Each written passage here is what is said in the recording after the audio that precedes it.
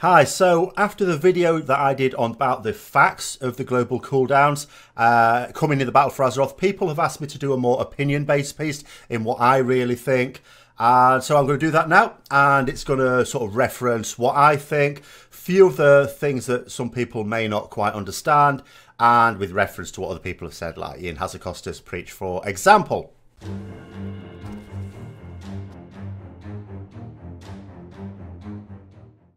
Global cooldowns, first of all, what is all the fuss about with global cooldowns? Because for a lot of players, I don't know about you, when I started playing the game, global cooldowns meant nothing anyway. You know, because what did I do? I pressed a button to use an ability. And then I'd think about what button to press next. Eventually you learn to get into a sort of a sequence. So you go, oh, I'll press that one, then I'll press that one. But you're not in any great hurry, and you watch the little thing go around, which is the global cooldown, as we know now. At the time I didn't know it was just, oh, it just goes around like that. And then you press the next one. And it's the same thing, if I'm honest, that I do in other games that I play casually. If I play another MMO casually, I sort of do the same thing. I use one ability. I'm not in any great hurry because I'm not playing at particularly high level. Whereas now, as anyone who will listen to me streaming probably knows, I've tried to set the microphone up so you can't really hear it. But when you listen to a raider streaming, or they've just got no push to talk, it's just open mic, you can just hear the, you know, mashing of buttons. What's that about? Well, the reason for that is you're using one ability, and then before the global cooldown's finished, you're hitting the next one and you're mashing it very, very rapidly. The idea is that once the global cooldown is finished, you immediately use the next ability. So what's the reason for this? Does it really make a difference? Yes, it does make a difference. Because if you're just going to wait for the global cooldown to finish and then use it, there's a reaction time delay between the first ability and the second ability. Typical reaction time is about 1/5 of a second, okay? So that means every 5 abilities, you've lost a second. Well, what's a second? Well, not very much. But then look over the course of a fight. Let's say using 200 abilities. 200 abilities means if you're just going to wait for the global cooldown, then use your ability, even if you think you're using it pretty quickly, there's still that delay. You've lost 40 seconds. It's the equivalent of a more serious raider, 40 seconds before the end of the fight, just letting go of their keyboard and mouse and just do nothing. I'm not going to do anything. It's like that. I mean, what's going to happen to their overall damage with that 40 seconds lost? Quite a lot. And that's for 200 abilities used. You may use fewer, you may use more. Have a look on Warcraft logs. Count up all the abilities, the instances of every ability used. See how many you use yourself. And divide it by 5. That's how many seconds you are losing if you don't do something like that, or auto hotkey, or whatever it is you use to make sure that when the global cooldown is over, you are immediately into your next ability. Okay, sure, every now and then there might be a bit of downtime as well in a rotation, so, you know, smooth that out as well. But that's the reason why people do it, so that's why it's important. And it is also the reason why it's super important we have such a thing as a global cooldown. If we didn't have a global cooldown, then that would mean you'd be using lots of throughput abilities and trying to queue at the same time. I was playing Elder Scrolls Online, which I play very casually. It's a marvellous game for casual play. But I was talking about the fact, you know, there's certain aspects of it. I don't think I could ever play it seriously because there's certain aspects of the way you have to play it that are not particularly fun. You know, I think World of Warcraft, although I'm going to sort of criticise this element of it, by and large, it's quite fun. The gameplay's fun. Everything sort of works enjoyably. It's not that frustrating to be able to use stuff. But other MMOs, I've found frustration. So Elder Scrolls Online, yeah, because... And someone was saying, oh, you can have several actions a second sometimes. That's not good. That is not good at all. So it's important that we have global cooldowns to stop you using multiple throughput abilities at once. But there are some abilities that you want to be able to use without breaking your stride, that are not throughput abilities that I think should be off the global cooldown. Some of them currently are off the global cooldown, so Blizzard have sort of agreed as well. And in fact, in one important area, Blizzard still agree. Blizzard say that interrupts should be off the global cooldown.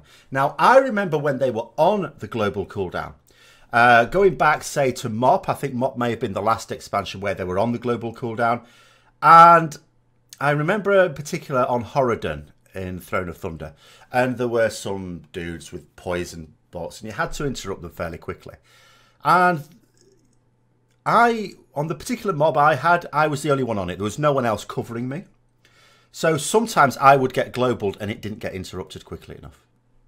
So that was always a bit of a pain in the arse. And that was a reactive thing as well. It wasn't like a time thing. Sometimes when you've got to interrupt, there's a timer. You know when that cast is going to go off and you know when to interrupt. Sometimes it's very reactive. You know it's your turn next or if it's on that mob, but you don't know when it's going to happen. And Blizzard have said that because interrupts can be reactive and because it's really important that you do them in a raid encounter, they're off the global cooldown. But there are other things that can be reactive too. Okay, sure. DPS cooldowns are not reactive really, so that's another issue. But movement speed and defensives. Now, some people have argued, but you can plan for those, okay? Sometimes on an encounter, you know you're going to use this movement speed then, and you know you're going to use that, and it's not reactive then. Sure, that's absolutely true. There are times when it's not reactive. But there are also times when it is.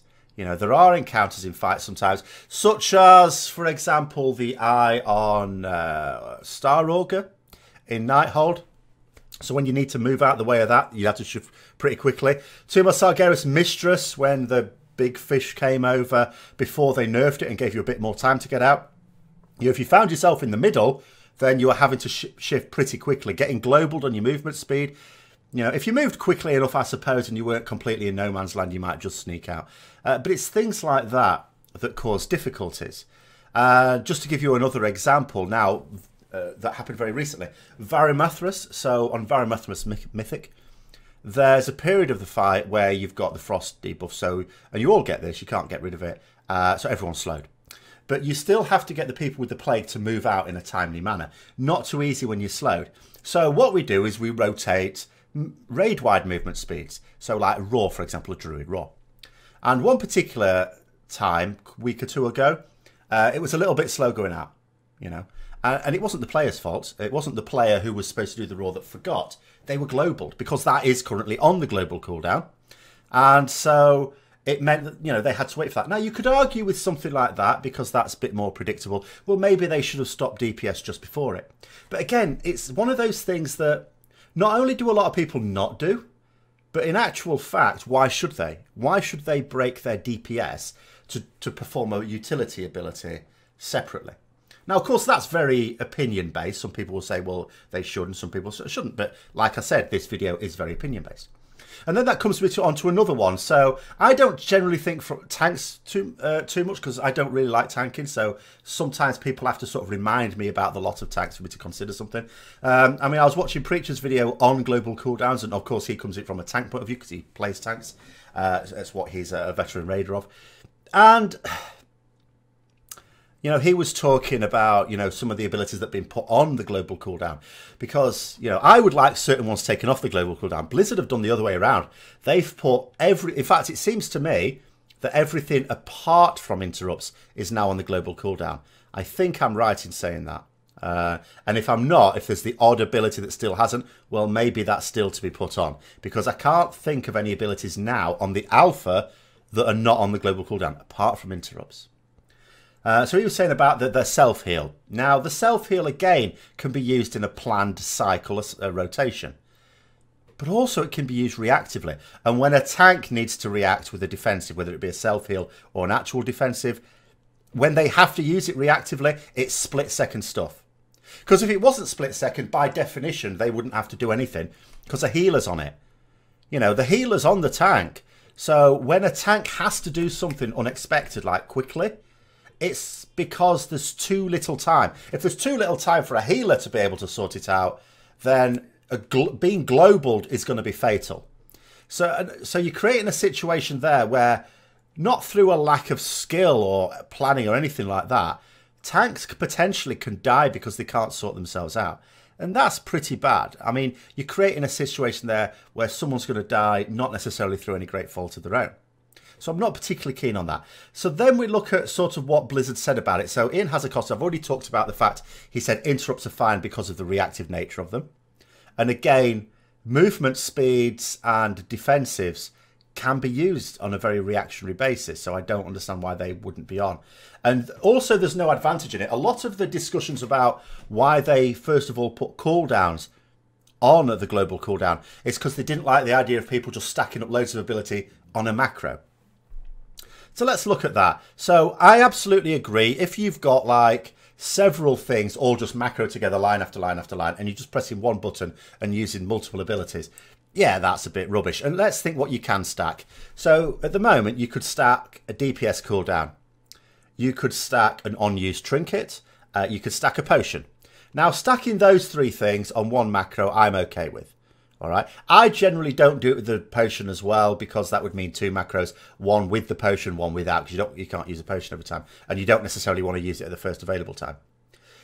So, but in theory, you could macro those three things together. But if you're also macroing another DPS cooldown or something like that, then it's starting to take the piss a little bit. So first of all, what I said is, well, why don't Blizzard just properly condense the DPS cooldowns? Because they have. You know, there's plenty of... My spec particularly, Ret Paladin, we have now one DPS cooldown. We used to have several. We've now got one. And so, you know, why not just condense it down for everyone else? But then I saw... I think it was Hakili saying, because he plays a shaman. It may have been Bay. It was certainly an enhancement shaman who was saying that they quite like their couple of cooldowns, not necessarily to use at the same time, different times. Okay, fine. So if there genuinely is... You know, if your spec has got two different throughput cooldowns, but they're different in nature and you quite like both of them, but you're okay with Blizzard saying, but you shouldn't be able to stack them, then there's an obvious solution that doesn't involve putting them on the global cooldown. And that's to do with what they did with on-use trinkets in Legion. That was quite a good model. So in the past, it's possible to have on-use trinkets that you have them both equipped and macro together and get the effect of both. So what happened in Legion to stop that is if you have two on-use trinkets equipped, if you use one, the other gets put on a short cooldown. Not necessarily the full duration, like 15 seconds, 20 seconds, something like that.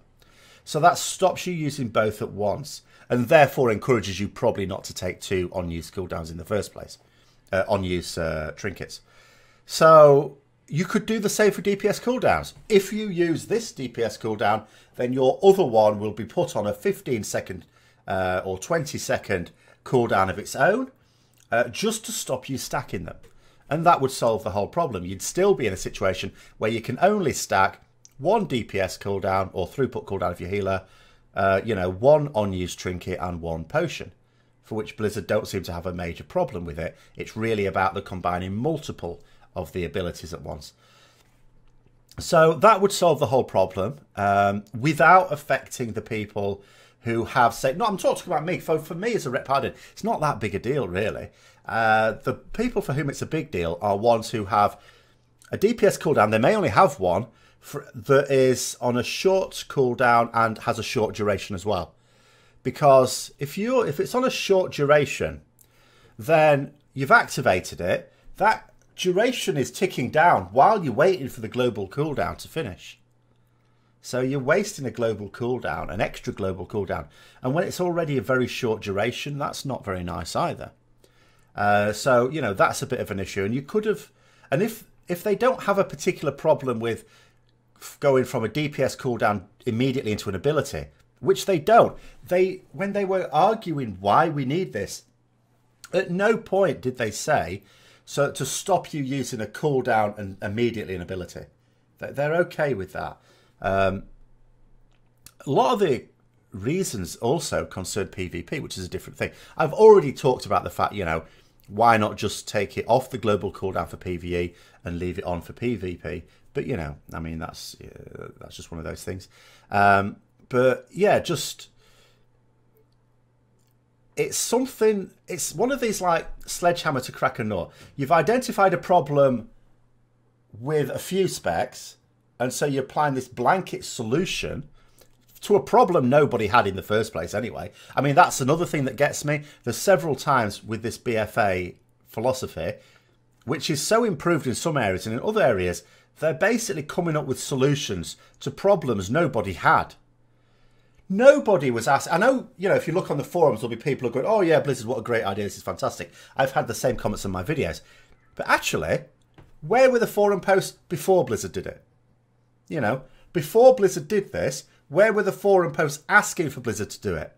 There aren't any, because people didn't actually want it. Some people just think they want it, or they're just supporting Blizzard because they'll always support Blizzard in everything they do. Whatever it may be, whether it be white knighting or just whatever. But where were the posts that were asking before. I haven't seen them, and I do browse forums. I'm not saying it's impossible. I think it's pretty unlikely I'd have missed one that actually ran to a significant number of people asking for it. But anyway, those are sort of my thoughts on it. So to just basically in summary, I would say what's good for the goose is good for the gander. So if the reason why interrupts are off the global cooldown is because there are times when we need to use them reactively, the same applies to movement speed. Especially, this is where mine is relevant. My movement speed is 3 seconds, for God's sake. God and Bennett. The same thing applies to defensives as well. And the other thing is you don't really stack those as well. So it's not like you're getting a benefit from stacking those in the same way as DPS cooldowns. And when it comes to DPS cooldowns, as I say, for my spec, it doesn't really hurt that much. But there are some specs for which it does. And I would say, if the reason that Blizzard are putting on the global cooldowns because they don't want you stacking multiple DPS cooldowns at once, then just have it so that when you use one DPS cooldown, it puts the others on a shortish universal cooldown, like 15-20 seconds. And then you can, it's not its own cooldown, it's just putting it on there just to stop you using them at the same time, just to stop you stacking them. Problem solved without causing a load of aggro. That's my opinion anyway. So let me know your opinions below. I hope you enjoyed the video. If you did, don't forget to like, comment, subscribe, share for further content. And until next time, I'll see you later.